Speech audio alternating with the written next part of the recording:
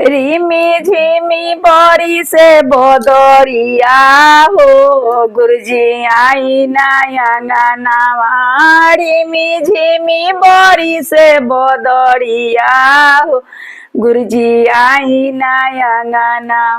आई नया गानवा गुरुजी आई नया गानावा।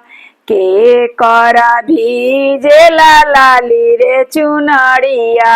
के करा भीजेला लाली रे चुनरिया। के करा भीजेला पगड़िया हो गुरुजी आई नया गानावा। के करा भीजेला पगड़िया हो गुरुजी आई नया गानावा।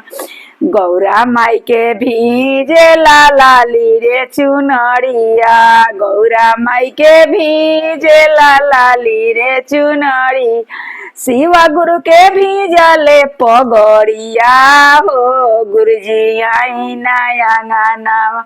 गुरुजी के भीजेला पगड़िया हो गुरुजी आई नया गानावा। अरे बारा मन से कोरिले चारा चावा हो गुरुजी आई नया गानावा। बारा मन से कोरिले चारा चावा हो गुरुजी आई नया गाना। आई नया गानवा गुरुजी आई नया गानावा।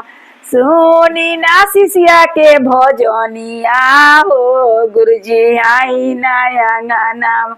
सुनी ना शिष्या बहन के चारा चावा हो गुरुजी आई नया गानावा।